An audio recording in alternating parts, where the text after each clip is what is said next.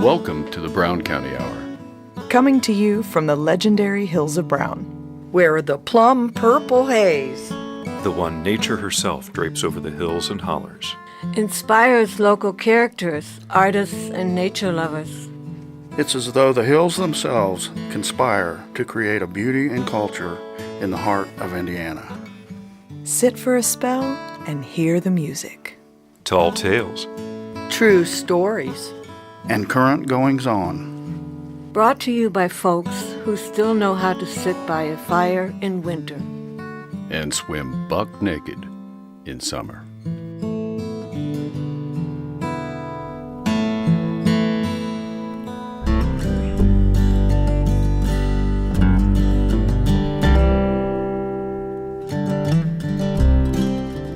Welcome to episode 67 of the Brown County Hour. This is Carrie Ray and Dave Seastrom, along with the rest of the crew. This is a special fund drive edition of the show, and we'll be hearing some musical pieces from the Fingerstyle Guitar Contest that was held this past July at the Playhouse in Nashville. In segment 1, we present a conversation with Kara Barnard, who will share information about the Fingerstyle Guitar Contest that was held at the Brown County Playhouse this past July. We'll also listen to the second place winner, Bill Russell, as he performs Secret Agent Man.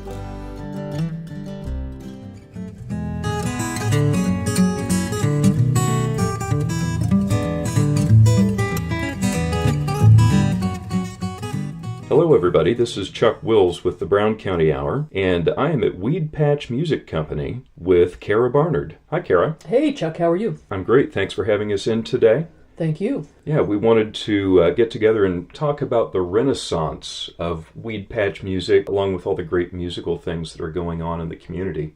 And it's good to see you back at the helm and look around and see all these great instruments on the walls. Yeah, thank you. It's been a real labor of love, and I'm just glad to be back in here and glad to see the store thriving again. So when I look around, I see a lot of acoustic instruments. Mm-hmm. In fact, all acoustic instruments, everything from ukuleles to dulcimers to hand drums and guitars. And why don't you kind of tell me a little bit about what you're catering to here at Weed Patch? Well, it's an interesting dilemma, actually. Being in a tourist town, you have a lot of folks that come visit us that have no intention of coming here and purchasing an instrument. And those are the folks that are usually not musicians that walk through our door. And the co-owner, Kristen Thompson, and I, we try to make them musicians before they leave the room. We can convince them to sit down in the chair for about 5 minutes. We can start showing them chords. And basically it's our job to prove to them that they can actually make music. So we've got what we call very affordable beginner instruments for folks like that. And then we leap way up to the handmade stuff, which we focus on all local builders.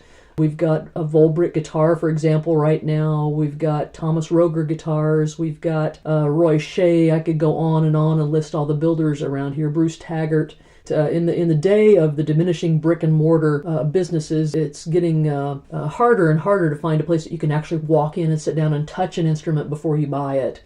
That's one of our main objectives, is to keep the doors open so that people can come in and try these instruments out. Well, and you mentioned Ron Volbrick guitar. I know that he's really well known, and he's made instruments for everybody from John Mellencamp to Jimmy Reiser. Yeah, exactly, and you're not going to be able to put your hands on one of his guitars very often. So Weed Patch is not only supporting the beginning musician and certainly the local scene, but you're really supporting the maker movement, if you want to call it that, with all of these handmade instruments, all of these local luthiers that are not mass producing, and giving them an outlet for people to see their craft. Exactly. From the get-go, I've wanted this to feel like a home for builders, a place where they can come and meet each other and can compare tone woods, and my heart says it's needed. There are fewer and fewer people learning how to build musical instruments, and if there's anything I can do to encourage new builders and to keep those that are already building going, well, then that's exactly what I'm going to do. Well, and as a musician myself, I know that getting your hands on an instrument that has been handcrafted is really something special. Yeah, exactly. And you also mentioned Tom Roger. That's a name I'm familiar with from the Indiana State Guitar Festival. That's right. Thomas is in Bloomington, Indiana, and he's building I think his main thing is guitars, but he's been producing some ukuleles that, quite honestly, we can only have them in for about a week before they sell. He just does incredible work, and he is currently building the winning guitar every year for the Indiana State Fingerstyle guitar competition. So why don't you tell us a little bit about that event? Well, I began competing many years ago, probably about 25 years ago, and I would go out to Winfield, Kansas to the International Festival and compete, always thinking that it would be wonderful if we could have something like that here in Brown County at some point. When I opened Weed Patch Music and started becoming an agent, I guess, for guitar builders, I thought, well, this would be another good way to bring attention to my guitar builders. And then at about that same time, we got our hands on the Brown County Playhouse, and we were all looking for ways to fill it up. So it was the perfect storm. I wanted to promote a local guitar builder. We wanted to fill the Playhouse. I had my store going, and then this guy named Chuck Wills comes into my life, and I realized that I finally had the partner that I could do this with. It's been a pleasure being a co-producer of the event with you. And it's been really good to see so many amazing musicians from all over the world descend on Brown County, a place that most of them had never heard of before, and leave thinking, what a great place, and look forward to coming back. Oh, exactly. And again, with lots of smiles on their faces. In fact, from Japan this year was Hikaru. He came in and took third place. And he just recently produced a song called Nashville. It was in thanks to his great experience in Nashville, Tennessee, and Nashville, Indiana. Oh, wonderful. I wasn't aware of that. He pretty much stole our hearts. It was great meeting him, and so cool to see a young man come to a town thinking that we had taxi service, and that he was just going to be able to, get around with taxis and whatnot. How courageous. Well, and the fact that the community surrounded him to give him taxi service. Well, it was all someone just had to say one thing, and he was taken care of all weekend. Yeah. That's what it's all about, really. Yeah. So with Guitar Festival, we bring 20 or 30 phenomenal acoustic guitarists from around the world to Little Brown County. And then hundreds of acoustic guitar fans descend as the audience to listen to the truly amazing music. And along with the music, I think the camaraderie, the friendships, the fun, it's really become something, well, I know it's special for us because we created it, but I think it's special for the contestants as well as the audience that seems to be coming back year after year. Yeah, it's definitely growing. It's the highlight of my year. I think that you and I both work all year round. It's easily a part-time job, and then those 3 days that it takes place go by really fast. Yeah, in a blur. We'll be featuring music from several of the folks that played this year, and you'll get to get a glimpse of the kind of talent that comes across the stage at both Brown County Inn and the Brown County Playhouse. So, Kara, thanks for being with us today and talking about Weed Patch and the Guitar Festival, and we appreciate you being with us. Thank you, Chuck.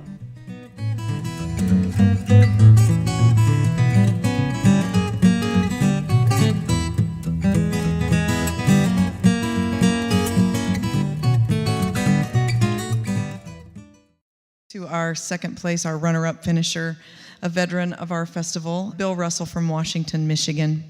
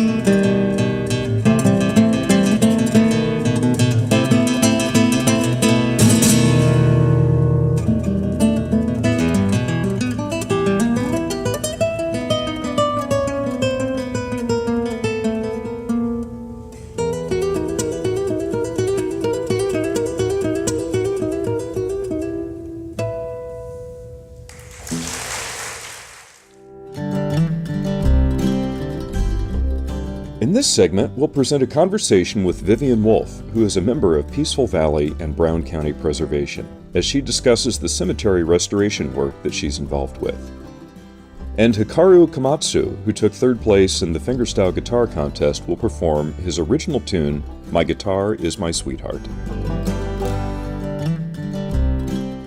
It's our pleasure to introduce Vivian Wolf, who is the head of the Brown County Preservation Society, and you work with cemetery restoration. The committee is actually a cemetery committee under the umbrella for Peaceful Valley Heritage Preservation Society, Inc., which is a nonprofit that's done several projects here in Brown County. And so the cemeteries has been one of ours that we've been working on a little over a year. All right. I remember you came in about a year ago when this all got started, and you were new to this project. And now I see this wonderful binder full of restored headstones and different cemeteries that you guys have been working on. So you guys have been busy. We've restored 25 at Sprinica and a few in Calvin, and then the majority of them have been the Henry Cross stones down in Van Buren Township. And of course, we've had a recent tragedy with the Stonehead, the Henry Cross piece that was vandalized. Well, I think the time is really good now to make the community aware of Henry Cross and his works in the county, because when I first saw them, a member of our cemetery group and Peaceful Valley, our historian, Steve Arnold, took me down, and I didn't know who Henry Cross was. So he took me into these little cemeteries on roads I'd never been on, and I saw these beautiful carved tombstones, and many of them were broken and in pieces and in the dirt, and it was really sad. And so that kind of started it. Val Edmonds, who lives in Van Buren Township, was working on correcting and getting a lot of the information online in regards to the veterans' tombstones in the county. And then Rhonda Dunn was here as the archivist for the History Center. And Dorothy Babcock was part of the group with Peaceful Valley, and she kind of put us all together. And Greg Wright. So that's kind of our driving force that we started with. And then we brought in, then a couple of the township trustees became interested in our work. Actually, I applied for a grant with the Brown County Community Foundation. Wonderful people. And had no idea that I would get anything. When I went for the interview, before they made their decision, I think there was 2 on that committee that had heard of Henry Cross. So I left there and I thought, well, I may not get any money, but at least there's a few more people that know who Henry Cross is. Well, I think it's arguable that Henry Cross is the first noted artist in Brown County. I would say so, because his work is tremendous. And the Brown County Art Gallery just had John Kay, the professor from IU, who actually grew up in Brown County, give a talk about him last Sunday. And then they had Casey Winningham, a carver from Bloomington, give a demonstration. So it's a good time to talk about Henry Cross. And we have repaired over 50 tombstones in a year. Of his work? Of his work. And, a lot of it may have been an apprentice under him. It may be something he started and somebody else worked on it as well, according to John Kay. But there's no way of knowing. But the credit is given that there's significance, representation in the way the letters tilt, or the carving, or the latching in the background of his work that indicates that it's Henry Cross. So you've restored 50. How many more are there? That's all that I know of, and it's a few over 50. Brown County has 100 cemeteries, and some of them may be 2 rocks that indicate a grave. Some of them are in the woods. We put together an assessment sheet, and we have assessed 90% of those, which would be 90 cemeteries in the county. We've actually walked on these cemeteries and assessed the condition of the tombstones and the cemetery grounds. Do you have a favorite? I do. I do have a favorite, and it's in the woods. And when I went there, it was in the spring, and the sun was shining, and the daffodils were blooming, and it's called the Watson Cemetery. Judge Watson is buried there, and it's in Hamlin Township, just north of the Farmhouse Cafe. His tombstone is broken in two, and I'm working at getting the money, the funds, to have it repaired. So it takes about $350 per tombstone. Now, are you guys using like an epoxy or something like No that? epoxy, no chemicals, water. Okay, water. And we hire Stonehugger Incorporated, which is owned by Helen Wildermuth, who lives actually in the county. And she has her crew come. They take if it's a monument, it comes in pieces. A tombstone is one. But they have a base, and she takes them all apart and lays them on the ground. And she digs a hole in the ground, a certain size, and she puts pea gravel there. And they start cleaning them and then putting them back together. But they're beautiful when she's done. And then, well, the photographs were absolutely beautiful. The before and after are stunning. Well, there is a project to commemorate Henry Cross at Stone Crossing. Are Yes. you part of that? no, that was actually between the Brown County Art Gallery and the owners of Henry Cross's farm. And they got the slab out, and then they started. But it's from his quarry. It's from his quarry. And then they've hired Casey to do the actual carving using the exact methods that Henry Cross used. Is there a website or a Facebook page or some way that people can get a hold of you? We are Peaceful Valley Heritage. We have our own Facebook page and web page. It's at peacefulvalleyheritage.com. And then the cemetery committee is BC Cemetery Preservation, and they have a Facebook page. Well, thank you for all of your hard work, and thank you for coming in and sharing your story. We appreciate it. You're welcome. Thank you for the opportunity. It is my absolute pleasure to introduce you to Hikaru Komatsu, our third place winner for today. Nice to meet you. I'm so happy to be here. And I played a song called My Guitar is My Sweetheart.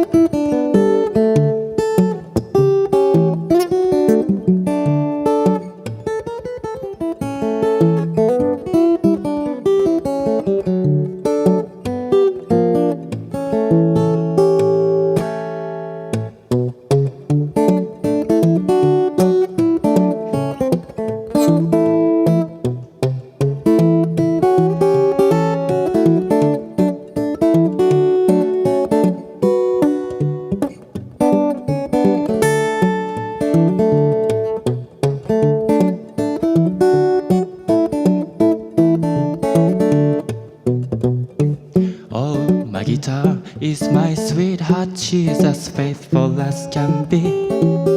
I put her in a corner there, she waits for only me. She doesn't drink, she doesn't smoke, she doesn't flirt, she doesn't crack a corny joke. My guitar is my sweetheart, she's as faithful as can be. I put her on my knee and sing a lovely melody. When lights are low, she won't say no. My guitar is my sweetheart, she's as faithful as can be. My guitar is my sweetheart, she's as faithful as can be. She does just what I tell her, and she don't talk back to me. She doesn't nag, she doesn't scold, she doesn't brag, she doesn't ever treat me cold. My guitar is my sweetheart, she's quite enough for me. She isn't like the other girls, footloose, fancy-free. If I am late, I know she'll wait. My guitar is my sweetheart, she's the only one for me.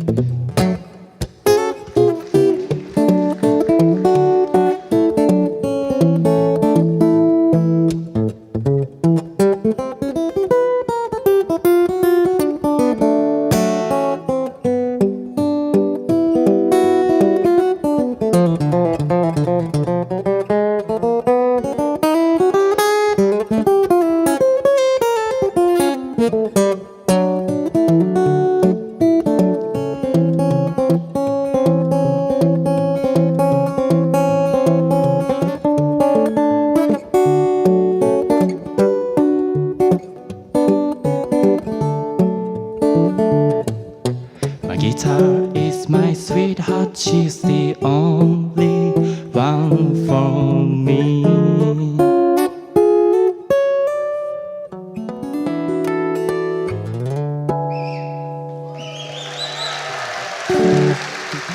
Thank you so much for listening. Thank you.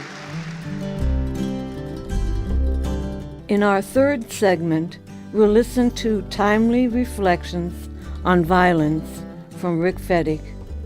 Jeff Tryon shares his essay about going to the movies in Brown County, and we'll hear Bill Russell perform some classical music.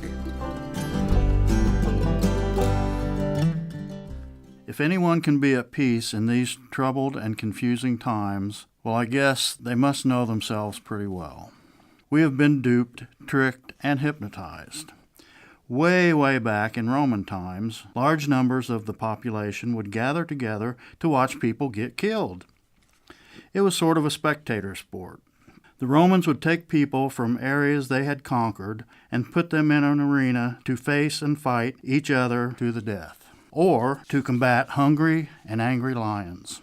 These people were enemies of the state, and thus it was considered entertaining and pleasurable to watch them fall to their death. Not so long ago in America, certain Negroes, for instance escaped slaves, and many outlaws were hung by the neck until dead. It was again a spectacle and considered interesting and entertaining to watch unruly people brought to their demise. As vaudeville developed and morphed into early TV, forms of violence followed closely. A slap in the face, a poke in the eye, an anvil falling on a coyote, many forms of violence and turmoil were presented as entertainment, with an emphasis on funny. Current TV and movies continue this evolution. I've heard people say, "As I get older, I'm done with drama. I want to live a peaceful life." But you wouldn't know it by what shows the advertisers put their money behind. They know what audiences are drawn to. When I'm flipping channels, I sort of have a rule.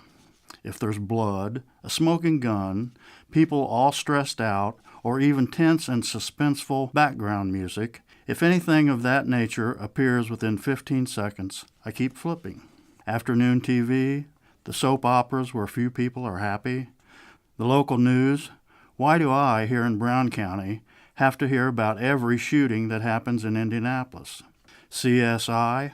Why do we have to have a show about crime investigation for each major city in the country? We have been conditioned to consume this as entertainment. We're just like lemmings, and we accept this entertainment as a stimulus. The who, what, where, when, and why keeps us in suspense, and we fall right into it. The drama, and the bigger the blood splat, the better the movie. And along with all that comes the laugh track. The incessant laugh track after every line to subliminally train us to laugh. And now the latest, a drum beat or bass line that enhances the news narrative. It's often as loud or slightly louder than the vocals, and it's just a slight bit faster than a heartbeat, so as to accentuate excitement and importance. All of this has led us further and further into the notion of injury, violence, and drama as entertaining or humorous. America's Funniest Home Videos, most of those people are inches away from serious injury, not to mention stupidity. It's all presented as entertainment, and we all accept it. We've become conditioned to it and are numb to how it affects us. Remember Ma and Pa Kettle, Andy Griffith, Red Skelton and Carol Burnett. Instead of being lemmings and following over the violent and drama cliff, my encouragement is to make lemonade. Let's be more selective in what we expose ourselves to. The world could use a boost of positivity. Make more constructive choices and let it filter through you, and then pass it on. This is My Brown County with Jeff Tryon. The more I thought about what really makes Brown County, the more I began to realize how we each have our own particular Brown County. In a way, Brown County is what we each bring to it, what we find there for our own, what we each make of it. No one else sees it probably in the same exact way that I do. That's what makes it my Brown County. My wife and I went down to the Brown County Playhouse last weekend to see the film Columbus, which of course features the city of Columbus, Indiana prominently. It is a little weird to watch a movie where you're familiar with so many of the backgrounds and the scenery, but I was reminded of what a nice experience it is to take in a movie in Nashville. The 68-year-old venue has a 23-foot widescreen, modern digital projection, and Dolby surround sound, comfortable upholstered chairs. You can not only munch on some reasonably priced popcorn, you can actually enjoy a beer or a glass of wine while you watch the movie. And it's cheap. Admission is $5 per person, $4 for children and students. But this isn't the first time the magic of the silver screen has come to Nashville. Cecil David was the kind of guy who was always on the cutting edge of technology, about 100 years ago. He was an early radio buff who owned the first radio in town and sold the first early radios here. He was the town's first recognized auto mechanic as early as 1911, the first person in the county to own a Ford automobile in 1913, and a year later, the first automobile dealer. And around 1914, he became the first to make available to the local public a newfangled technology he had become fascinated with: silent movies. David set up the first movie theater in the old Telephone Exchange building and later moved it to the Ford garage before finally building the Melodeon Hall, a couple of doors down from the old Star Store on West Main Street, which operated throughout the silent picture era.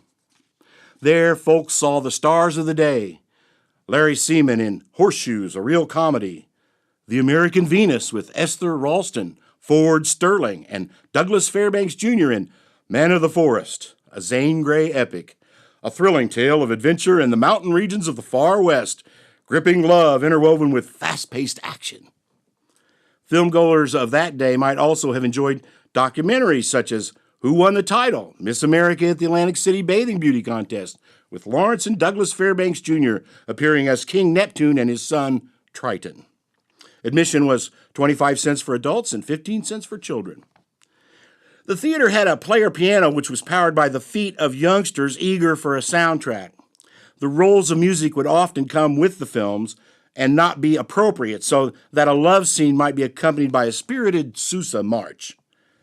In the Some Things Never Change department, locals complained in the newspaper about the youngsters who would gather and loiter in front of the Melodeon to listen to the player piano and to socialize. The Melodeon Hall eventually went the way of the Old Town Pump. The Brown County Playhouse opened in 1949 and was operated by Indiana University Theater Department until they gifted it to the community in 2011. In the mid to late 1950s, movies were shown in the courtroom at the courthouse, with youngsters lining up to pay their quarter, climb the wrought iron outside steps, and see old-time movie serials like Ace Drummond Detective, which combined the futuristic aura of Flash Gordon with the eerie mystery of Baron Frankenstein's castle laboratory. Now, Hollywood movies have returned to Nashville, along with the plays, musicals, and live concerts that are part of Brown County Playhouse's annual fair. This is a wonderful community asset which everyone should endeavor to support.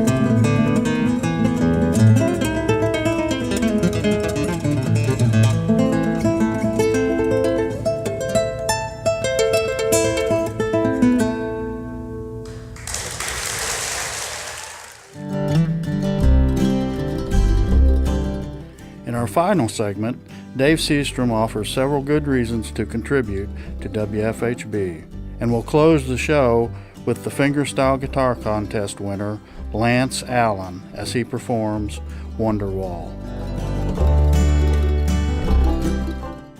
This coming January, WFHB will be celebrating 25 years on the air. And I know a lot of us have been listening since the days when the shows were broadcast from Radio Ridge. This is quite an accomplishment, but we're not resting on our laurels. WFHB has continued to grow and expand as new listeners are being constantly introduced to our wide range of programs. The Brown County Hour is an excellent example of the outreach that only community radio can provide. We're able to be local because we are local. This is our community, and because we live here, we know the people and their stories. We connect our listeners with local musicians, storytellers, essayists, community leaders, and knowledgeable forest activists. Your stories are our stories, and this is what the Brown County Hour is all about. We don't exist in a vacuum. We are part of a much bigger family known as WFHB. It's not an exaggeration to say that without WFHB, the Brown County Hour wouldn't be on the air. And that's true for all of the shows we enjoy listening to. I'm remembering what it was like to tune into the station before Brown County was able to raise the funds for the translator that brings in 100.7 FM. Reception was spotty at best, and there were certain places in my yard that I couldn't receive a signal. I'd be jamming out, listening to some hot Zydeco, while working in the garden and bend down to pick some squash or beans, and I would lose the signal. Suddenly, my earbuds were filled with some unwanted formula pop music, and I would scramble to my feet to get back to something worth listening to. Fortunately, because we live on a ridge, the tuner in our house and in my workshop could usually receive the 91.3. So for the most part, we were able to stay connected. But this wasn't true for most of the people in our area.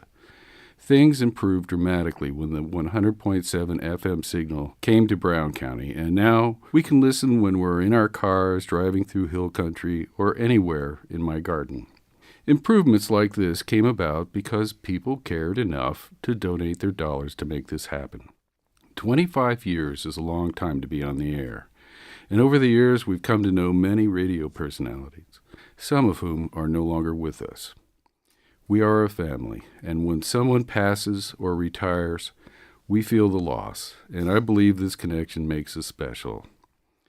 It takes about 200 volunteers to produce the 24/7 news and music cycle we're accustomed to hearing, and the familiar voices and the perspective they bring to each of their shows is unique to them.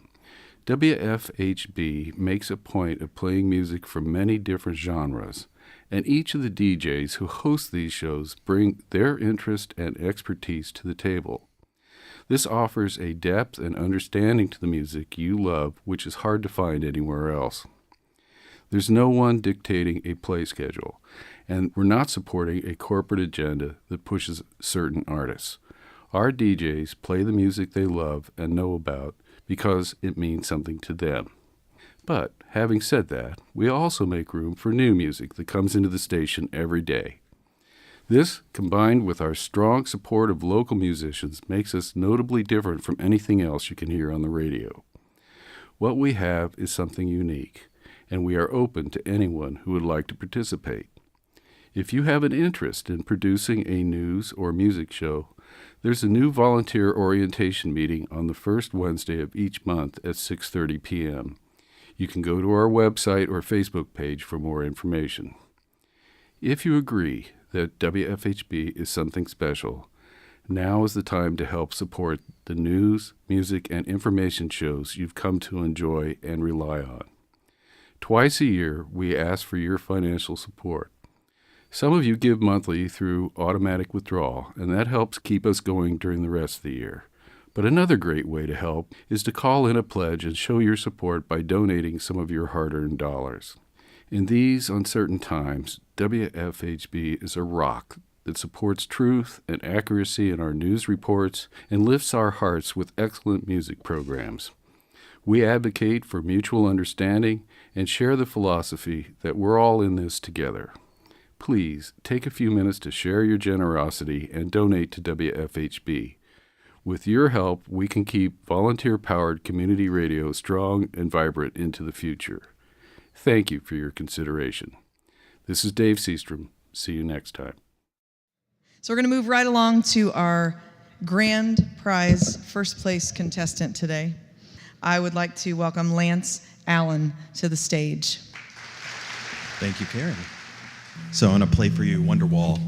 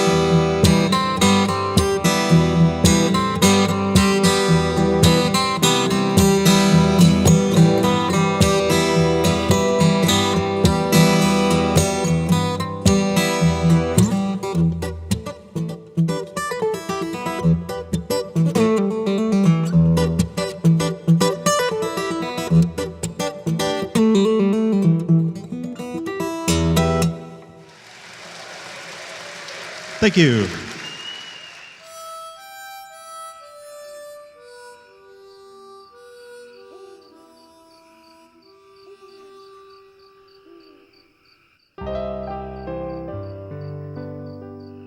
Thanks for tuning in to episode 67 of the Brown County Hour, recorded in our studio at the History Center here in downtown Nashville.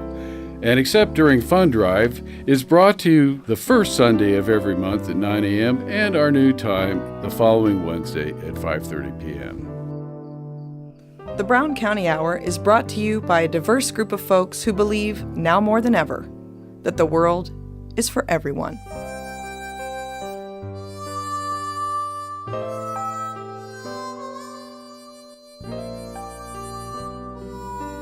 This show was produced by Chuck Wills, Pam Rader, Rick Fettig, Vera Grubbs, Carrie Ray.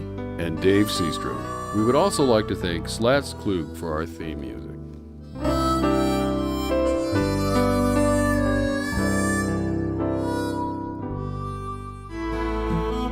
You have been listening to the Brown County Hour. coming to you from deep in the woods of Brown County, Indiana. celebrating the arts, culture, and nature that make this such a unique community. Visit us online at browncountyhour.com. The Brown County Hour is a production of WFHB. volunteer-powered, listener-supported community radio for South Central Indiana. Take me back to my old Brown County home.